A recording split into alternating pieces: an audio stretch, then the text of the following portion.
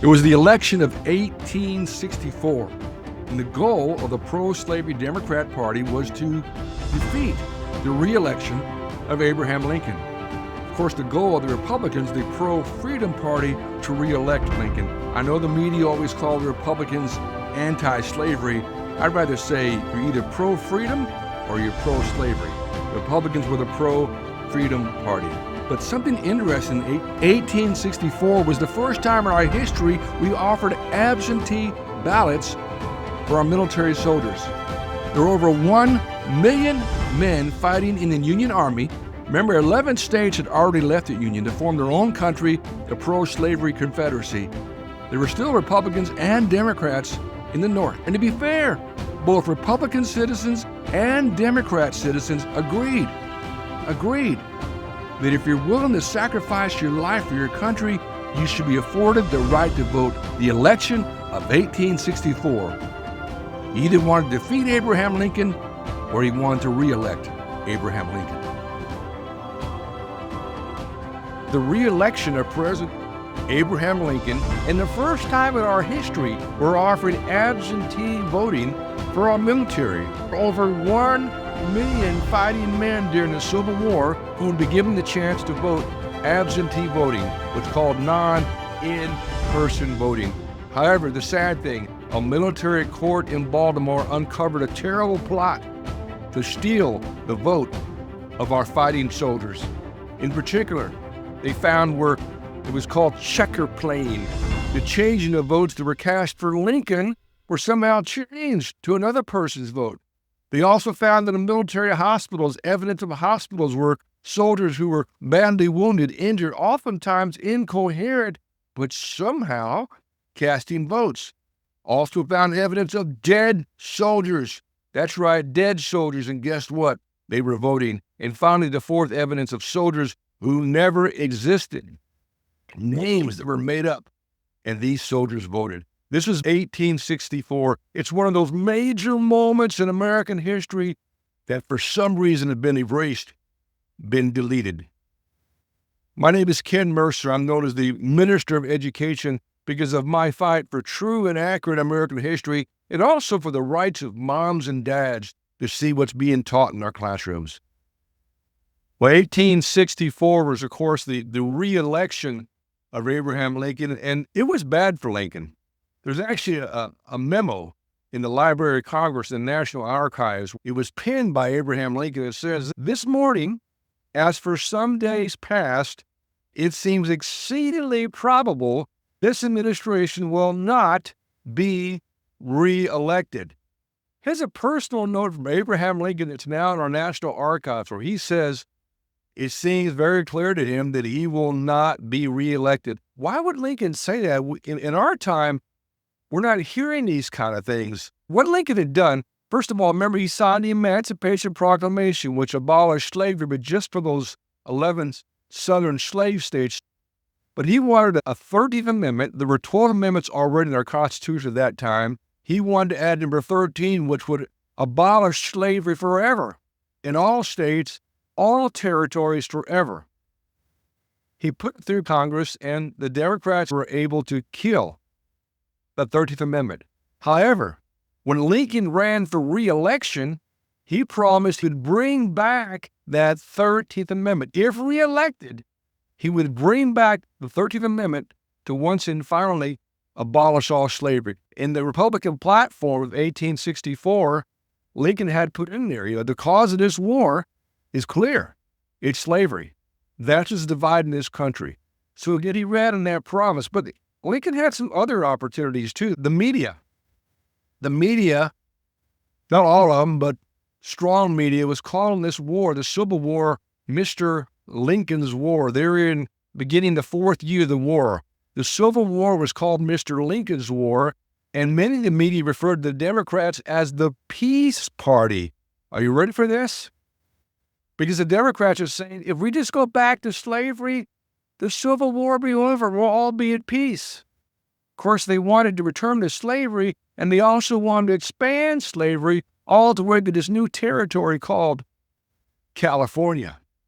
So you can see why Lincoln would have been very concerned. Again, the double whammy, The Democrats were the Peace Party, and the Civil War was called Mr. Lincoln's War. So the election of 1864, the Democrats needed to defeat Abraham Lincoln in his bid for re-election. And they brought in Union Army General George McClellan. McClellan was actually the commander-in-chief of all the Union forces under Republican Abraham Lincoln. But what had happened, Lincoln and McClellan butt heads several times. Lincoln complained to McClellan, "Many times you've given me a tactical victory, but you failed to end the war. You refused or failed to pursue the enemy and end the war early." And Lincoln suspected maybe because McClellan was a Democrat, maybe that's why he didn't want to end the war. So General McClellan was actually fired by Abraham Lincoln. And of course, he brought in General Ulysses S. Grant. Lincoln said that Grant knows how to fight a war, knows how to end a war. And of course, the rest is history. But before 1864, 1862, there was a movement, and it was voters who both Democrat and Republican said it's not fair. Our soldiers on the Union side should be allowed to vote. Now, of course, there's 11 states who left and formed their own country, the Confederacy. They were not voting this re-election, just the Republicans and Democrats who were still in the North. And the movement said that we should have either a furlough for our men who are sacrificing so much, putting their life in peril, should be able to go home and vote and then return to battle, or absentee voting. The absentee voting, you would have a soldier sign the ballot or tally sheet, give power of attorney. There'd be electors there from your state that would take the vote back, again, by mail for you to vote. Now, what happened, though, the strange part, this may be confusing, but the states in the North who were Democrat majority, Democrat legislators, or Democrat governors, they did not want the military to vote. Even though the people wanted it, the politicians did not want it. Those states that had a Republican majority, Republican legislature or governor, they said, yes, we want the military to have the right to vote, to have absentee voting. Well, part of the reason that the polling by the Democrats, they found that 70% of the Union soldiers would vote Abraham Lincoln. But what happened, political pressure, the Democrats became known as the anti-soldier party. Anti-soldier party. And with that, things changed. One governor, Horatio Seymour, Democrat of New York, remember that name, Governor Horatio Seymour of New York, he actually vetoed the bill to allow the military absentee voting. With pressure from the public, he signed an amendment bill. But he said, I'll sign this bill, but it's going to leave things open to voter fraud. Now, let's go to what actually happened. There was a man, a Republican man, a supporter of Lincoln named Orville Wood, and he was just a merchant. He was assigned that the military voting would be at the hospital tents. The hospital tents were usually set aside away from the battlefield. It was a safe place, and you can go there with the bags or satchels and place your ballot, Republican, Democrat. And he was assigned, Orville Wood, to go and look, is it being done correctly? Are soldiers able to come and vote? But Orville Wood, his smell test said something was wrong. And he felt he witnessed what he called checker playing of the votes. Votes of the soldiers being changed. Specifically, he said the forging of signatures of enlisted men, active, wounded, and dead soldiers and officers who never existed. This is what Orville Wood, he was a Lincoln supporter, but when he ran into these supporters of the Democrat candidate, he pretended he was with them. He just acted like he was with them. And he smelled something wrong. Again, what he witnessed was a forging of signatures of active duty, enlisted men, wounded, and even dead soldiers and officers who never enlisted. So Orville Wood, he went to Baltimore to military court and reported what he had seen. And everything changed. In fact, he reported at least 20 people from this one area in New York, 20 people who were involved in this massive voter fraud. It went to military court. And I thank God it was the military court because they met right away. They met 2 or 3 weeks before the election. A normal court, maybe the Supreme Court, would have said, well, we'll wait till after the election to investigate this. That would have been a disaster. That the military court said we're going to meet right away. By the way, one of the chief leaders of that court was Abner Doubleday of baseball fame, just an interesting piece. But the two defendants of Mr. Ferry and Mr. Donahue, they were the ones brought forth. And the charges of Ferry, Moses Ferry, and Mr. Donahue were forging ballots of New York soldiers and changing votes to Democrat candidates. That's worth repeating. The charges at this military court to Mr. Ferry and Mr. Donahue, the two co-conspirators, were forging ballots of New York soldiers and changing votes to Democrat candidates. There's one paper in New York, I believe it's Buffalo, that came out saying, well, Mr. Ferry is a fine Christian man. He's beyond reproach. They're trying to protect him, but what happened, Ferry broke down. He confessed to everything. What the first thing that Orville Wood saw, working with Ferry, what he saw that Governor Seymour, remember his name? Horatio Seymour. They sent electors to the military for that area of New York. Remember, they felt that 70% of the military would vote for Lincoln, but he sent 26 Democrats. All 26 electors were Democrats, not one Republican, which didn't seem right. But Wood, the chief witness, he testified that when he met with Donahue and with Ferry, there was an assembly line set up. Some people would sign the soldier's name. Another person would sign the power of attorney. Another would sign the officer witness. Assembly line of tables set up for this scheme of voter fraud. And what happened was really sad. The confession was made. They said, yeah, we had done this before in other elections in New York.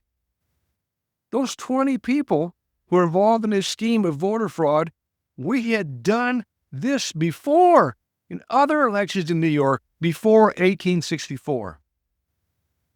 In some of the pieces of evidence, one was called the 91st Regiment Division, a tally sheet. They had a sheet, list of all the soldiers. You go by one, who you want to vote for, you sign it, again, the power of attorney.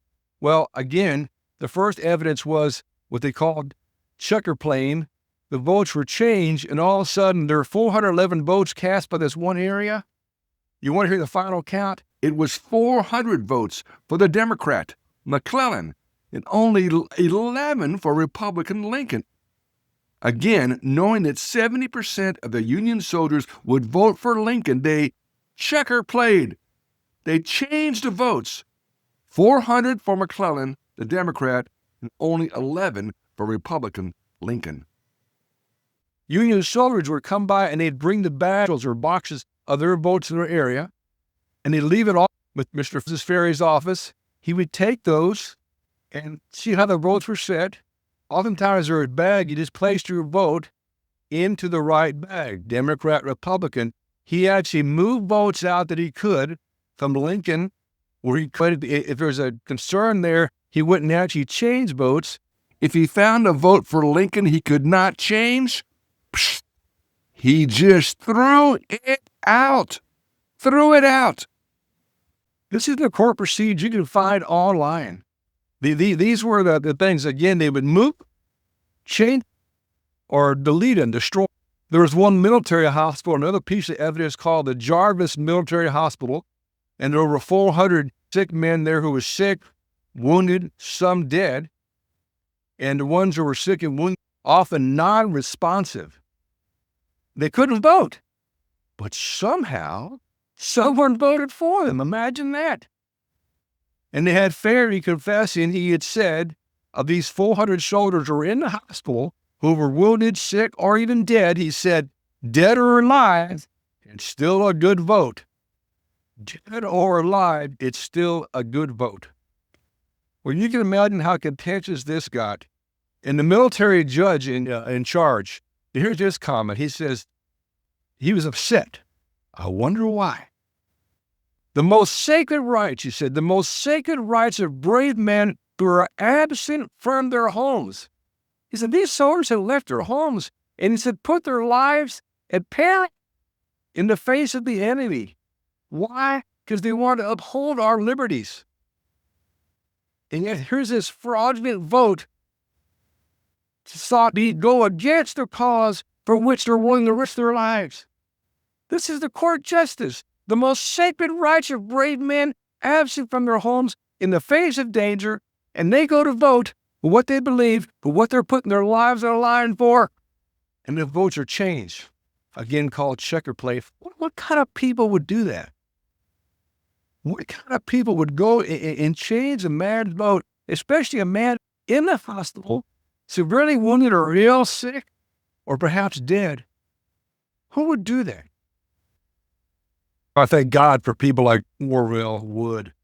Just a merchant just said, hey, could you go watch and see how it's going? Are the soldiers able to vote? And he literally stumbles onto this scheme. And for some reason, he decided to be somewhat of a double agent. Instead of admitting he was pro-Lincoln, say he was pro-McClellan, and they opened up everything and showed him everything. And again, when it went to court, a military court, the key defendant, Ferry, just broke down and confessed to everything. Orville Wood said that they had already had shipped crates of fraudulent military absentee ballots to New York. Now, for those of my friends who argue that the media, it never happened, there never was a voter fraud, well, here's an article from a paper you may have heard of. It's called the New York Times. Does that sound familiar? And I invite everyone to go online. You can look at the court proceedings of the military court in Baltimore from 1864 October. Here's the New York Times headline from October 29th, 1864. Hold on to your sheets. Look at this. Headline, The Election Frauds. The proceedings at Baltimore. The parties on trial. The court was held in Baltimore, again, a military court. And again, I must say, I'm glad it was a military court who said, we're going to handle this right away. We're not going to wait till after the election. We want to handle it now. Then the sub-headlines, they have sections, different articles. The frauds, deliberate and unblushing. Another headline, evidence entirely conclusive.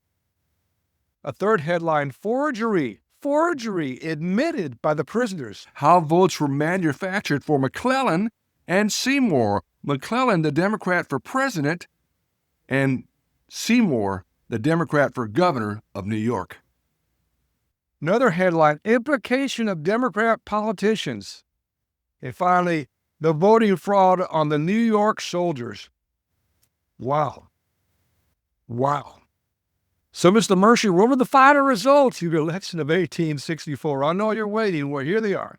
The final results, Electoral College, Lincoln got 212 Electoral College votes. McClellan, the Democrat, got 21.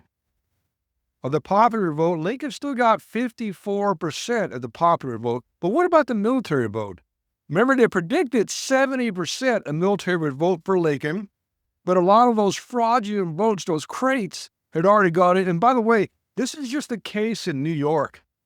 You know, I wish we had more Orville Woods out there who saw things and went and reported it and followed through. But this, the one case where someone stood up, had the courage to stand up against his own state and see what had happened. But crates had already been submitted. So was it 70%? Was it 60%? Even with the crates of fraudulent votes, the Union soldier vote for Lincoln was 78%. I've got to end with something real quick, though, because I watch history. What if, let me ask you, what if Lincoln had been defeated? What if the voter fraud had gone on in New York and perhaps other places, and Lincoln did not win? I mean, remember, he won 54% of the popular vote, but the soldiers voted 78%. Well, they've been able to reverse that. Lincoln would have lost. What if Lincoln had lost? What if the voter fraud had continued? He had been defeated. Well, first of all, there never would have been a 13th Amendment as Lincoln pushed for to abolish slavery. Why? The Democrats, pro-slavery, said, we're the peace party. If we have slavery, we'll all come back together. We'll be one big country again. The 13th Amendment to abolish slavery and involuntary servitude would not have happened. The 14th Amendment, providing civil rights for African-American families, And actually, it overturned the Supreme Court decision to Dred Scott of 1857. That was the purpose of the 14th Amendment. That wouldn't have happened, providing civil rights for African-American families, because there would not have been abolishing their slavery. And third, the 15th Amendment, the one providing the right to vote for African-American males, would not have happened because there would not have been the 13th, abolishing slavery. But what would have happened? And I'm going to leave you one piece of history that's been erased, deleted. Lincoln won in 1860. His inauguration was in the spring of 1861. Previous to him was Democrat President Buchanan, who was still president until the Lincoln inauguration. And the Democrat, before the 11 states had left to form the Confederacy, still had a strong majority in the U.S. House of Representatives and the United States Senate. But they were so afraid, they were so scared of Lincoln abolishing slavery. Are you ready for this? They passed a 13th Amendment to the Constitution, if you will, the first 13th Amendment. It was meant to abolish any future attempt to abolish slavery. I'm not doing a kind of the doublespeak there. They passed an amendment. The Democrat majority in the U.S. House and U.S. Senate, an amendment to abolish any future attempt to ever abolish slavery. And you know, had Abraham Lincoln, Republican, been defeated because of the voter fraud, you want to guess what the number one agenda item would have been? Well, I'm going to stop there. Again, this is Ken Mercer, Mercer Moments American History. I hope you enjoyed voter fraud 1864. As always, I ask you, if you enjoyed the session, please hit the like or subscribe. We're trying to grow our sponsors and tell them that we're making a difference out there. And I always give a shout out to one state. Today it was the Keystone State, Pennsylvania, to all the high school and college students out there, post-secondary students, those who love America. It's pretty tough for them, especially in today's political environment we find at our colleges and universities. So those young men and women who love America in Pennsylvania, they need our encouragement. They need our prayers. And finally, for today, there are so many times in our history of America that we had the wrong people. It could be men or women in power that could lead us down the wrong way. But I found that our churches and our synagogues, our faith and our values coupled with our worship, time and time again, been able to put us back on the right path, to do the right thing. And I believe that's what happened in the reelection of Abraham Lincoln. And finally, I want to close with this. My firm belief there's a secret about America that people are not talking about. And this secret that has made us so, at times, invincible, unconquerable, or again, times are going the wrong, which kind of brought us back to going the right way. That secret is simply this. In a place called the United States of America, in God we still trust. Right here in America, in God, we still trust. Thank you. Blessings.